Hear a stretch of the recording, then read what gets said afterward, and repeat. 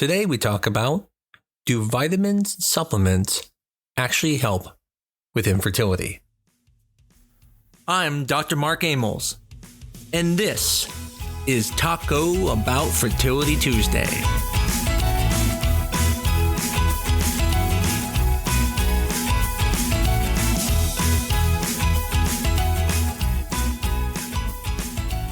I don't know if you've ever looked into a man's medicine cabinet, but one of the things you're going to notice is there's no medication. Most men don't have any vitamins. They rarely take vitamins, and so you won't see them. But that man isn't trying to get pregnant with someone who's having trouble getting pregnant. Those men will have bottles and bottles of vitamins and supplements that they are told they're supposed to take and will take. And so today's episode is to talk about, does it really benefit those men to take those supplements and those vitamins to help their sperm count? Now, I want to make it clear, I'm not telling anyone they're doing anything wrong by making their partner take these supplements. No one is ever going to be hurt by vitamins or supplements. The question is, does it really benefit? When you think about it, of course they help. I mean, vitamins are good for you. Supplements are good for you. So of course they help. And more than that, I mean, we want to be able to do something. One of the things when we do fertility treatments is we want to feel like we have some part in it. Whether it's being healthy, whether it's taking vitamins or supplements, we want to feel like we're doing better. That's why when people aren't getting pregnant, they usually stop drinking or they'll stop doing certain things that they thought were unhealthy because they want to be taking part in it. And that's a good thing. There's nothing wrong with that. But the surprising thing that's going to come is that vitamins and supplements really do not help men when it comes to infertility. A study done and published by the NIH showed that antioxidant supplements and vitamins did not show an improvement in pregnancy or live birth rates and barely even in semen quality. But what's even more interesting is if we take a step back, let's assume it did benefit. You actually wouldn't see a difference in pregnancy rates or live birth rates, which seems pretty odd. If I'm telling you, yes, it improved the sperm by 10%, why wouldn't it benefit you when trying to get pregnant? And the reason for this is because men make so much sperm. By making so much sperm, there are a lot of potential candidates to be able to mate with when it comes to the egg and the sperm. And so it can fertilize from any of those sperm. So let's give an example. If you have, let's say,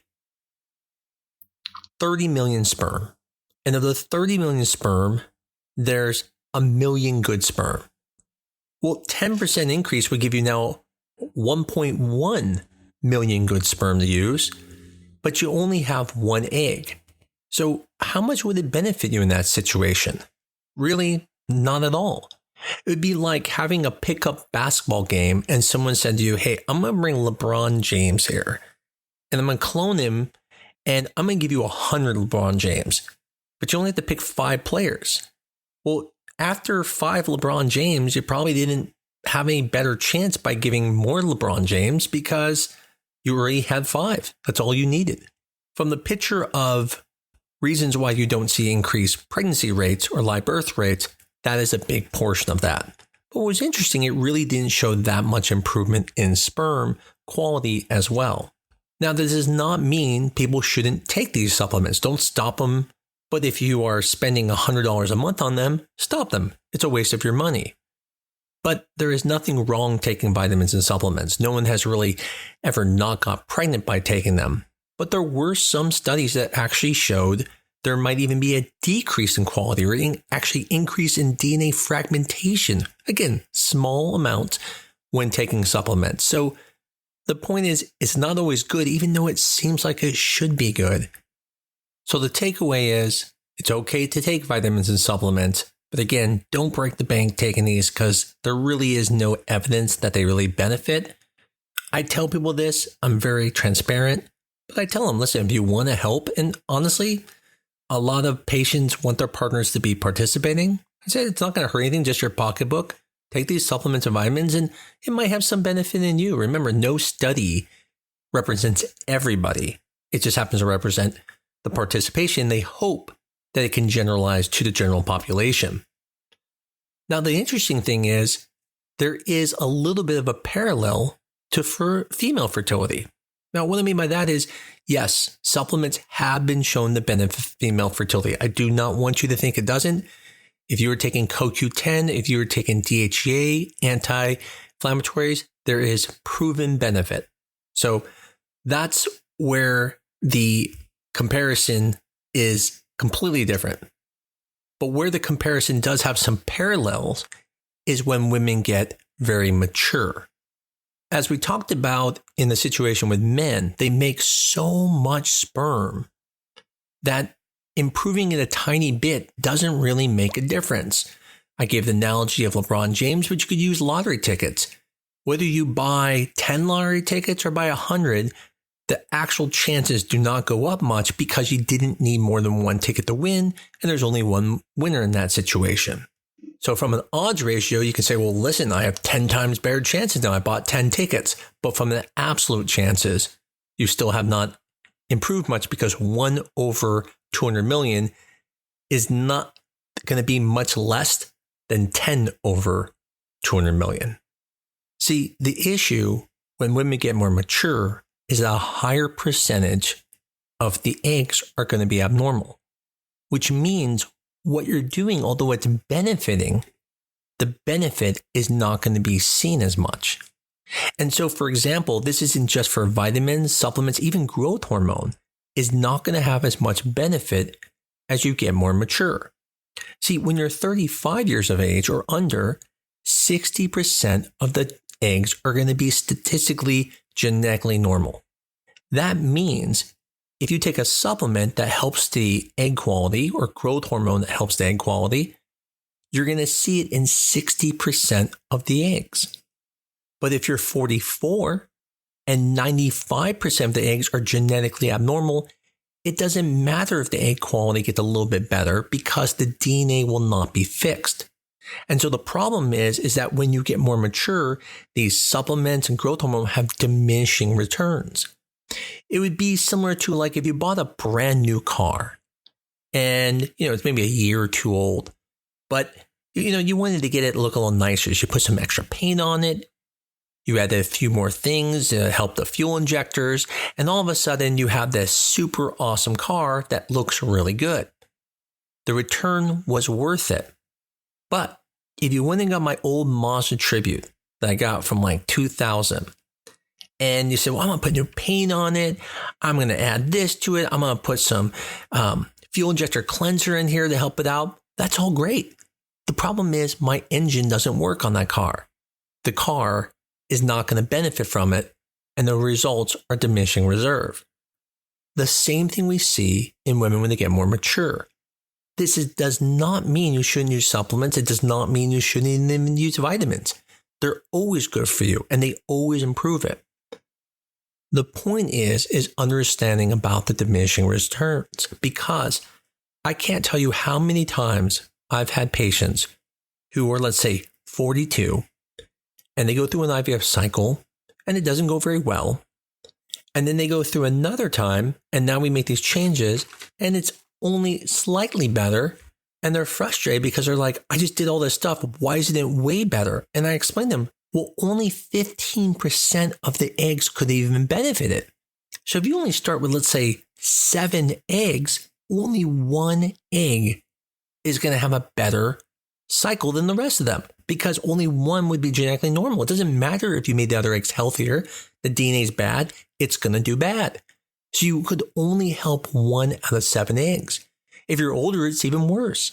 And so it's important when you're going through these things, these cycles, you make these changes, you have to ask yourself, what percentage of the eggs I have are at least statistically going to be genetically normal that could even benefit from the changes I made? I've seen women lose weight and they go and do another cycle and it doesn't go as well. And I said, but you're 44. it's great that you lost the weight and I'm happy you did that, but you can't expect much change because at 44, only 5% of the eggs are going to be normal.